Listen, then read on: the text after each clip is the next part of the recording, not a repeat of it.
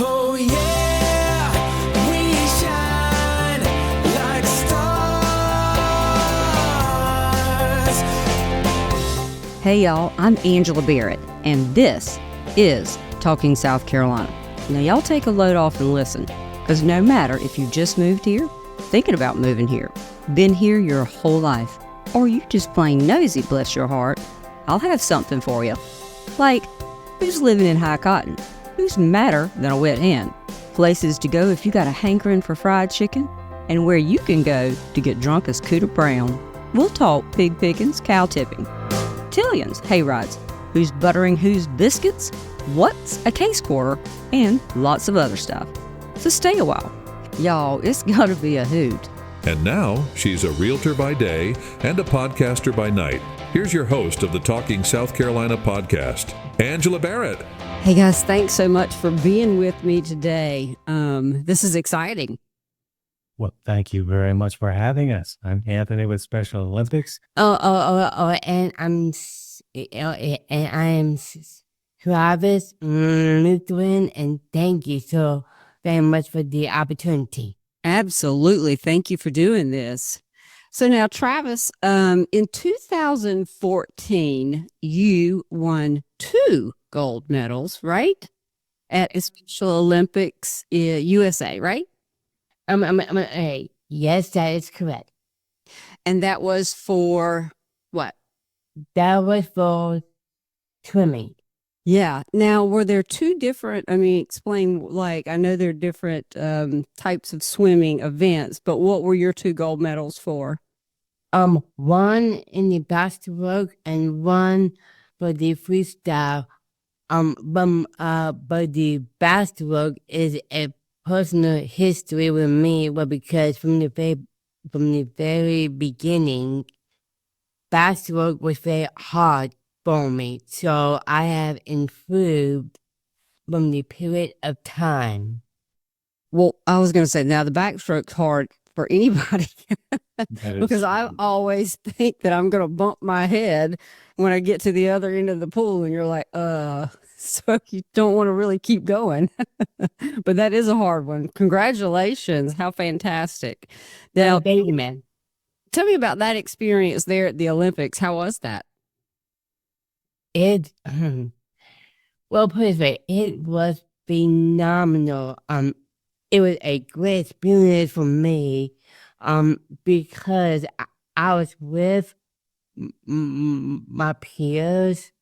One of my swimming, one of my coaches, he was there as well, and what I experienced, that my aunt and my mom, they were there as well, and supported me, and to feel that the emotions from my mom was we'll put it, my mom is my biggest cheerleader. And I bet as she knows my personal history with the backstroke from the very, very beginning, since 1997, the backstroke was so hard for me back then. And in the year of 2014, my own mom was more than proud that I incorporated the backstroke. Oh yes, absolutely. And again, congratulations. Now, when did you start swimming? Well, I started in 1997. And how old were you? Well, right now I'm 35. How old were you when you started swimming? Oh, sorry. I was 8 years old. You have to be 8 years old to be able to compete. And so, how did you learn to swim? Who taught you? Well, this is a very touching subject, but one of my coworkers that yeah, that works with me. Her name is Miss Sue Maynard. And Miss Sue was the one that taught me to how to swim. Oh, wow. That's great. So now, that was not your first Olympics, was it, or was it? Uh, in 2014, that was my first. Oh, wow. That is a big accomplishment. 2 golds. Fantastic. Now, Thank you. I understand you like to go polar plunging. um, most definitely, I should do. It is a great event. We have um, probably, uh, 10,000 of people that goes out and get in the very cold, the cold water. Yeah, well, I don't know about you. Well, yeah, you like that kind of stuff. I'm just going to tell you now, no, I don't. Hmm. But now, how many of those have you done? Because you don't just do them here. You go other places and do them too, right? That is correct. But I've been doing the polar plunge, probably doing the t- um probably doing the 2010s and the 2000 timeline. Wow. So now, what would you say was the coldest one you ever did? Well, the very, very first one was um at at Parley's Island. There's a pub down in at Parley's Island, and that was the very first um that was so cold Yeah. cold to me. Yeah, I bet. Yeah, that had to be cold. And you know what? My hat is off to you because no, thank you. I can't do the cold water. Now when you came home from the Olympics in 2014, you started a program called Tip a Cop. What was that all about?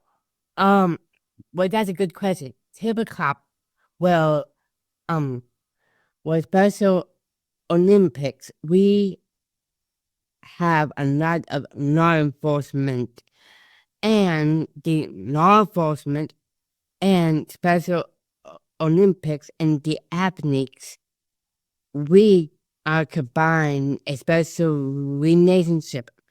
And and one of the law enforcement me and the person with law enforcement, I just these I decided to do a tip cup where there was a restaurant in my old stopping ground called um um um called Stone Fire American Grill right near in Pontiac in South Carolina. Mm-hmm. And so where the typical cop, the money that you raised in that program, where did it go for? It goes for it goes for straight me to the law enforcement program. Oh, nice. Very nice. Now, does that program still exist? Yes, it does. Oh, nice. We always host typical events. Uh, we done Red Lobster, we done Krispy Kreme, we done Clover the Cruiser at CCF Pizza. Mm-hmm. Welcome to Those are the CC. ones that we did in the past, and now we have expanded the law enforcement program, and we're always doing some new and creative law enforcement events. Yeah, well, that's fantastic. That's a great program, and good for you for including them and some extra thank you. Um, Now you're actually now an employee of the South Carolina Special Olympics, correct? Yes, that is correct. And as a program associate, is that right? Most definitely that is correct. Okay. Now, what does a program associate do? What do you do? What's your job? Well, that's a good question. I well, put it this way, I do a little bit of everything. Let me give you some examples. Okay. My main my main job is to do fundraising in the community. Mhm. I also do I write personal thank yous to everyone that donated that owns a company, and I most definitely go around to different types of events that requires for me to be to speak on TV type engagement. So I do that, Mm-hmm. and I pretty much do every event when I get a phone call from my boss that says that we need you. So, who's your boss? Well, there's two. The CEO of Special Olympics, Mr. Barry Coates, Mm-hmm. and the Vice President, Miss Sue Maynard. Gotcha. Well, they're lucky to have you. Now is it Yes. you? Oh, and here's what. And here's what. So, understand about those two. Those two has a personal background with me. The CEO and the vice president has been knowing me since I was 7 years old in the year of 1998. Oh, wow. Now, how did they know you that far back? Well, because because Miss Sue was the one that taught me how to swim, and the CEO, Mr. Barry Coates, the old location where they used to be was downtown downtown Columbia. And during that time, my mom, she wanted me to be involved with Special Olympics. And then that's where I first met Barry Coates, and the both of them has been there for me from the very beginning.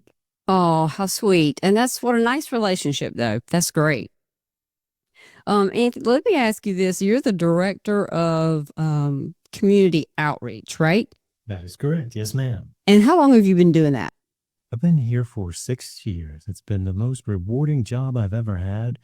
I don't know how it is that I ever had a job that I didn't like, because it just seems impossible. I come to work every day looking forward to actually interacting with not only my coworkers, but in particular the athletes. There's just such joy here. I know that sounds kind of corny, but it's just No, yeah, that's fantastic. I know everybody and their brothers and sisters would wish for that. I mean, that's the perfect job. Now, what's the biggest part of your job? What is it? It's the glue, I guess, for you. Sure. Well, for me, my job is to try and secure volunteers, because we need just a bunch of folks at all of our events. And then certainly we like to have folks come out to help us when we have small groups of athletes getting together to either do a supporting training session, or coaches also need to be part of our family. We'd like to think that our volunteers are family, because without them, we could not continue to offer our programs and our competitions. So yes, that's the biggest part of my job here. But the most fun and most rewarding aspect is getting to interact with the athletes, which I get to do with both Ashley, a coworker of ours, and Travis on a weekly basis. And yeah, it's just a very fun thing. So it's a great Fun. Now, Travis, let me ask you this. You started a program called Walk This Way, right? Yes, that's correct. And now tell me a little bit about this program. What is the program? What's it do? Well, the okay. Well, the program is this. During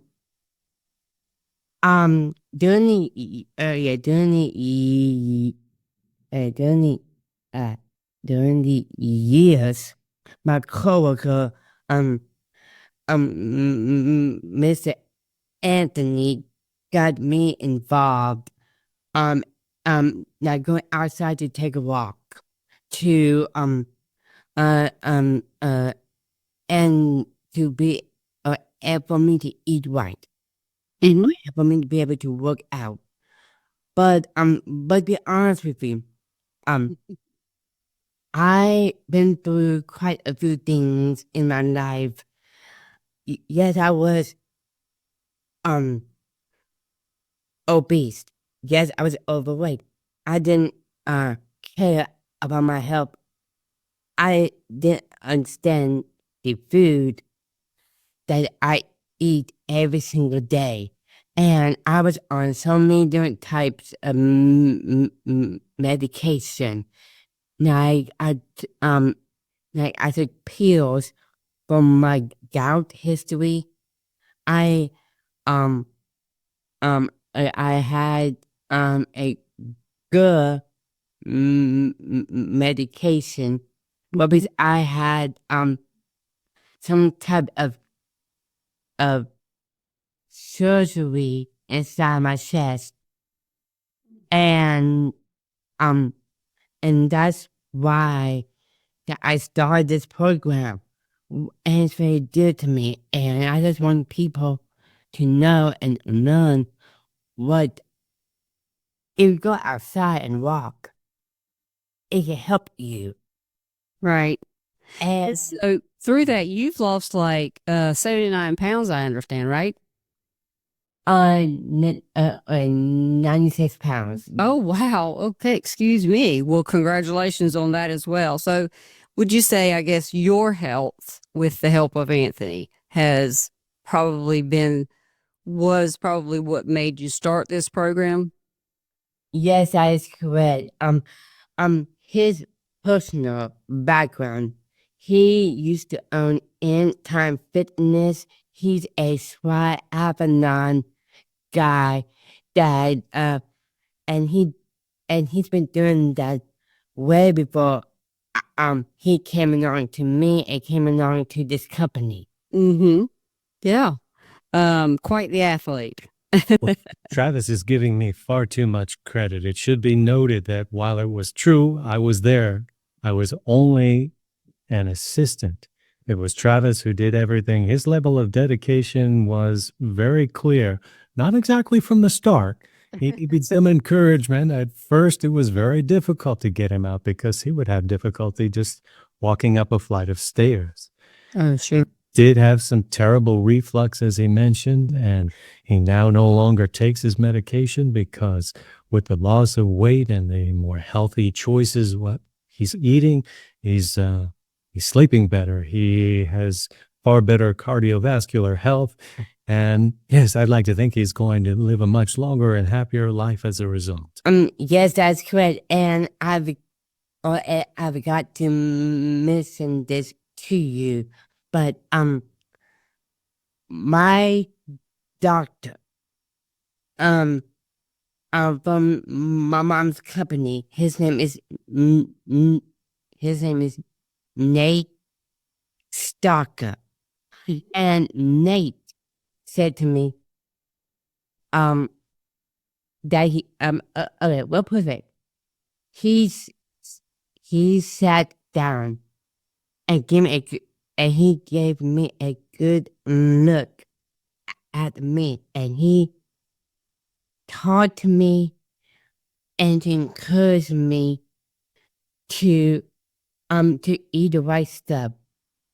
He helped me to take my to tell me that I need to walk. He was the one that pretty much to give me the tools to pass it along to my coworker. And Nate Stalker is very dear to me. And I can't thank him in the way that he had helped me. I had enough of a support system. And those three people is my doctor, Nate Stalker, my coworker, Mr. Anthony Buzzetti, and the very last one, my own mom, Miss Susan R. Lutheran. Yeah, well, that's a fantastic support system, by the way, and good for you for doing the work. And now I understand you've become quite the what's the word I'm looking for? You go around and talk to people about their health and encourage them to walk, which I guess is part of this Walk With Me program. That is correct. And so when you go around and you speak with these people, do you tell them not only is it important to do the walking and eating correctly, but to have the support system as well? Because I think that's a big part of it, don't you? Most definitely. Well, if you don't have a support system from the very beginning and during the lifetime, you always need a support system. Well, if you don't, then how will you do work? Right. And so now tell me about this going around and talking to, I guess, different schools or different organizations. Do they reach out to you and say, hey, come walk with Travis today with us? Or how's it work? Well, that's a good question. They call my coworker, and my coworker makes the appointments, and he comes and picks me up from my house, and we go to their place of business, and he also takes me to all the schools in the District of South Carolina. Oh, nice. And so, Anthony, answer me this: if somebody, like, let's say an office, come January, everybody's going to be, on this health kick. So, they want, somebody to come in and encourage, I don't know, once a month, once every other week, they just reach out to you and try to work that out. Yes, ma'am. I think it could be said that I am Travis's booking agent, and one of my jobs is to certainly make sure that we know and that we let folks know who are interested that we're happy to come out and be with them. And we'll certainly work around their schedule. Like, yes, we have a relationship with any number of schools. Lugoff, Elgin High School comes to mind, River Bluff High School here. Right. At a couple of middle schools and elementary schools. Dominion Energy is a partner. Yeah, I did see that. We are more than happy to join. And what we're trying to do is really just inspire folks, allow them to see that, getting in shape or taking control of your health, while it may be somewhat tedious, can also be fun, especially when done in a group setting. And so it's just a fun event. We try and emphasize the fact that it's not as hard as it seems, but yet we're all there to support one another. And so I'd like to think it works pretty well. And we've got engagements. We've got a big walk coming up. It's November the 25th, our Saluda Sleigh Bell Trot, and we're really looking forward to that. So Yes. Most certainly that is correct. But would it be okay? Can I share my personal with the program that I started? If I may. Absolutely, because I was going to ask you when you started and, like how long this is taking you to do all that. So to definitely tell me that. Well, to be honest with you, diabetes runs in the family, and the other half, there's a lot of alcohol. Mhm. And and when it comes to alcohol, it's very, very personal history of mine. Well, because I just lost a parent. Oh, I'm so sorry. Well, thank you. But that's why I took control what I need to take care of. Because I don't want my history to go to the next generation in my family, to have those two family backgrounds that I grew up with from my generation. Right. And so when did you start? How long has this taken? So when did you start your journey to get healthier and lose weight? Well, that's a good question. Probably 2022, 2023. it was actually January 11th, 2022. So we took our very first formal walk on that day. And Nice. it was a cool So day. 22. So just a little over 2 years. Yes, ma'am. Mm-hmm. So, perfect way to do it though is from what all I've read and heard and been told, nice and steady and slow, is a good way. And so tell me in this group, I think, tell me what the Rainbow Gang is. There's a,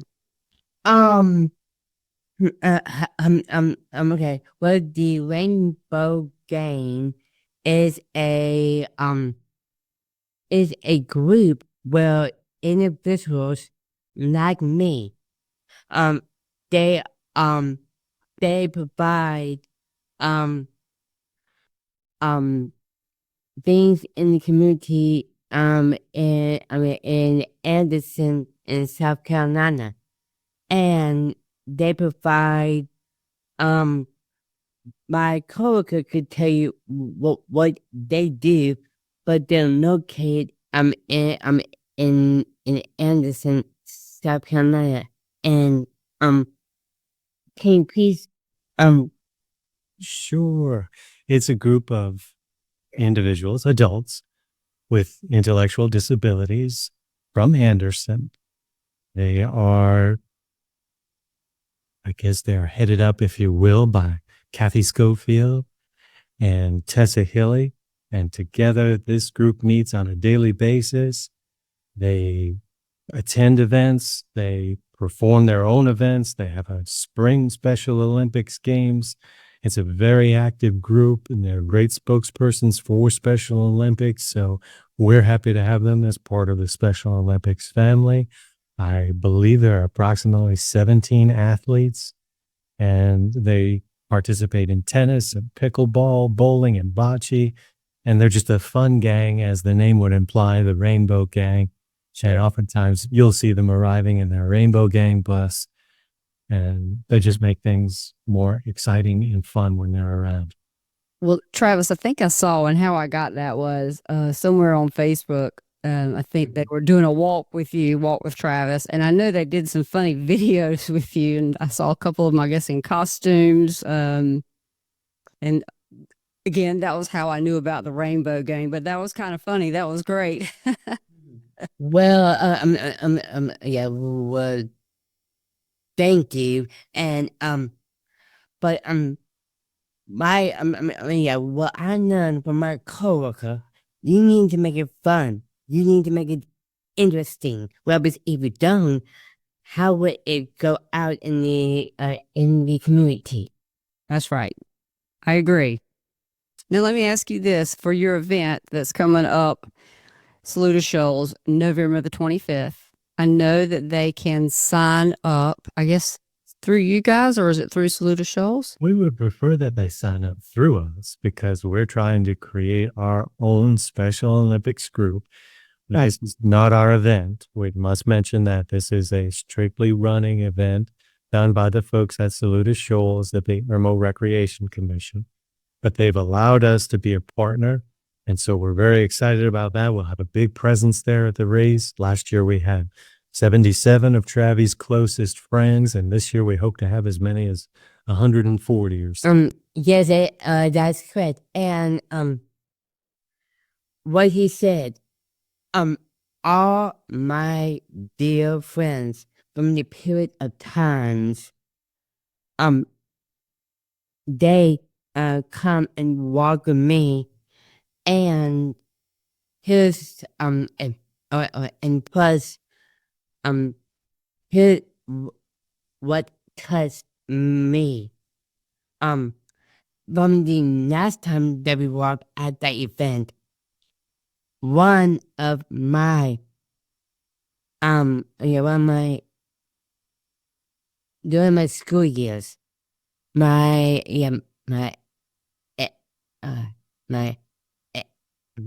at Pontiac, and what put it?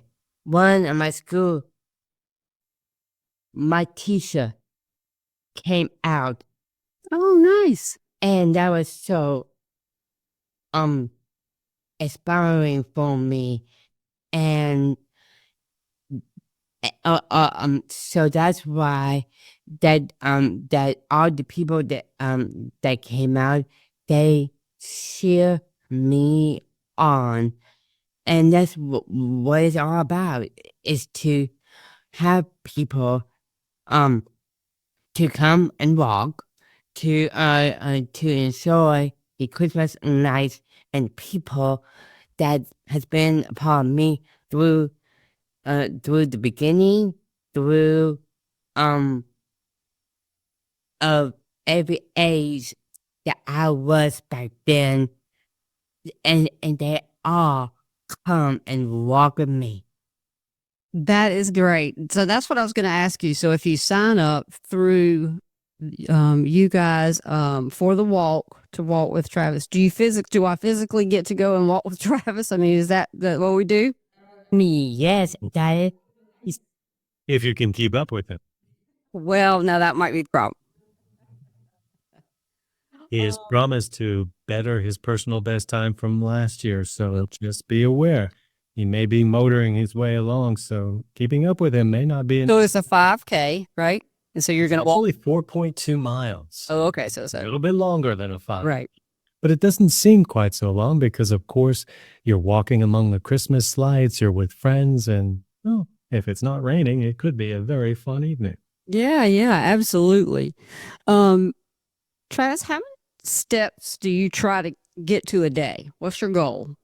Well, my main goal is 10,000 steps per day. Nice.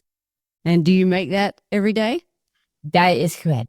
Nice. I tried that one time. I switched to a regular watch now. No special bells and whistles.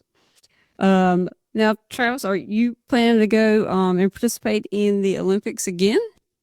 That is correct. If I get picked to go to the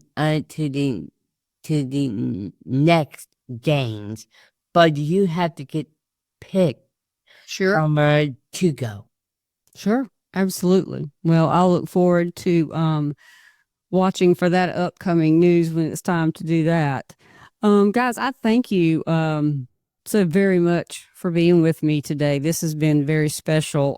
I have wanted to talk with somebody for a while now from the Special Olympics, and I'm so glad it was you guys. Thank you so much. Yeah. Well, thank you very much. That you were doing this, and it does help a great organization that's very dear to my heart forever and ever. Oh, well, thank you. And I got one last question. Travis, why do they call you Mad Dog? You just hit a soft spot. We'll put it this way. A very dear friend that takes me to bike weekend. I'm a big Harley Davidson fan, and how I got that nickname, Mad Dog. My bike is worse than my bike, so when I get not myself, I tend to let out my redhead temper. What is my background history? Most red hairs have a lot of temperaments, and that's what goes down in my family history. That is funny. Well, that's a funny story, and thanks so much. Thank you for listening to this episode of Talking South Carolina podcast. Why not check out our website at talkingsouthcarolina.com and follow us on social media. You can subscribe to the show on Spotify, YouTube Music, Apple Podcasts, Amazon Music, iHeartRadio, and on your favorite podcast apps. For information about being a sponsor on the show and on the website, contact us at area code 803-386-9885 or email us at angela@talkingsouthcarolina.com. This episode has been brought to you by the friendly folks at Giraffe Marketing. Find out more at giraffemarketingllc.com. I'm gonna be the best version of me. Float like a butterfly, sting like a bee, roar like a lion, and I ain't even trying. No, no, no, no, no. And I can say you'll be blown away by the change you see.